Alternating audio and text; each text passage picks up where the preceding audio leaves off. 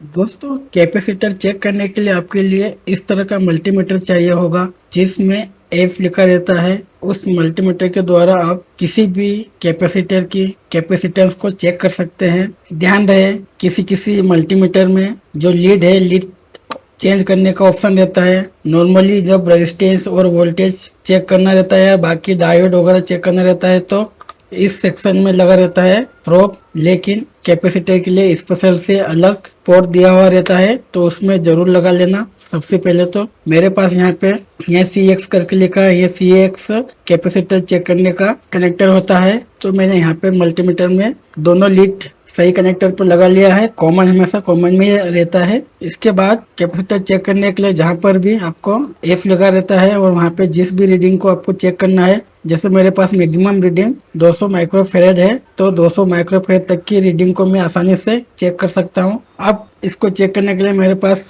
दो कैपेसिटर है, जिसमें एक की रीडिंग यहाँ पे लिखा है 100 माइक्रोफेरेड और दूसरे कैपेसिटर की लिखी है 22 माइक्रोफेरेड। तो क्या इस मल्टीमीटर से ये माइक्रोफेरेड की रीडिंग चेक कर सकते हैं क्या? चलिए देखते हैं। सबसे पहले दोनों लीड प्लस और माइनस कैपेसिटर के प्लस और माइनस पे इस तरह से लगाना होगा। ये माइनस है कैपेसिटर का, इस कैपेसिटर के माइनस से मीटर के माइनस लीड को लगाना है और प्लस से प्लस लीड। देखिए यहाँ पे मल्टीमीटर ने डिस्प्ले में दिखा दिया है कि ये 22 माइक्रोफेरेड का कैपेसिटर है। अब चेक करते हैं 100 माइक्रोफेरेड वाला कैपेसिटर को। इसमें भी ये जो पट्टी रहती है सिल्वर कलर की, इस तरह से ये नेगेटिव है कैपेसिटर का और दूसरा पॉजिटिव। देखिए इसने भी 100 माइक्रोफेरेड के लगभग वैल्यू दिखा दी, मतलब ये कैपेसिटर 100 माइक्रोफेरेड का है। इस तरह से किसी भी कैपेसिटर की वैल्यू को हम डिजिटल मल्टीमीटर के द्वारा चेक कर सकते हैं। दोस्तों, क्या यदि हम कैपेसिटर को इस तरह से सीरीज में कनेक्ट कर दें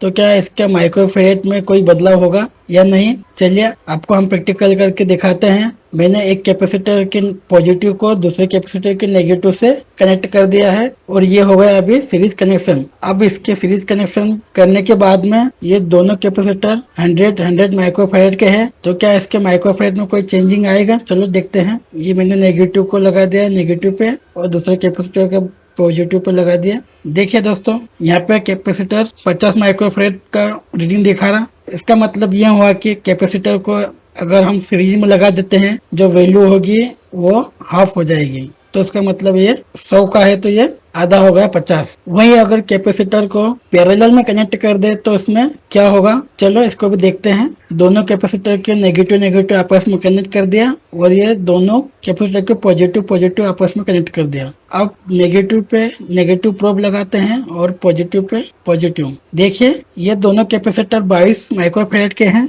22 और 22 44 होते हैं। तो जब कैपेसिटर को पैरेलल में कनेक्ट करते हैं तब इनकी रीडिंग प्लस हो जाती है। अगर ये एक 10 का होता है और एक 30 का होता है तो दोनों मिलके 40 हो जाते हैं। इस तरह से इनको पैरेलल जोड़ने पे, कैपेसिटर को पैरेलल जोड़ने पे माइक्रोफेरेड प्लस हो जाता है। जितने भी कैपेसिटर होते हैं जिसकी जितनी भी वैल्यू होंगी वो सब प्लस हो जाएगी पैरेलल करने पे। लेकिन अब यहाँ पे दूसरी चीजें ध्यान रखने वाली ये है कि जब कैपेसिटर के कैपेसिटेंस तो पैरेलल में आपस में जुड़ जाती है, प्लस हो जाती है, लेकिन सीरीज में हाफ हो जाती है। पर वोल्टेज में भी इसमें डिफरेंस है। पैरेलल में वोल्टेज सेम रहता है। अगर ये इसमें लिखा है, जैसे मैं आपको दिखाता हूँ, ये 250 वोल्ट का कैपेसिटर है। दोनों आपस में पैरेलल लग गए, लेकिन ये 250 वोल्ट तक इसको आसानी से यूज किया जा सकता है और 250 से ज्यादा इसका उपयोग नहीं कर सकते। कम में तो कर ही सकते हैं। लेकिन यहाँ पे इस कैपेसिटर में 160 वोल्टेज लिखा है, मतलब दोनों 160 के हैं।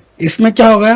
कैपेसिटेंस तो हाफ हो गया, लेकिन इसमें जो वोल्टेज है, अब वोल्टेज झेलने की क्षमता प्लस हो जाती है। मतलब इसमें जो वोल्टेज अभी यूज कर सकते हैं वो 16-32। इसका मतलब है कि ये 160 और 160 320 तक के वोल्टेज में इसको आसानी से लगाया जा सकता है और ये खराब नहीं होगा। 300 वोल्ट की मैक्सिमम वोल्टेज में ये काम कर सकता है। तो चलिए दोस्तों, आपको आसानी से कैपेसिटर के सीरीज और पैरेलल का फंडा समझ में आ गया होगा। मिलते हैं नेक्स्ट वीडियो में। आप कमेंट करके जरूर बताएं कि अगला वीडियो किस टॉपिक पर चाहिए। धन्यवाद।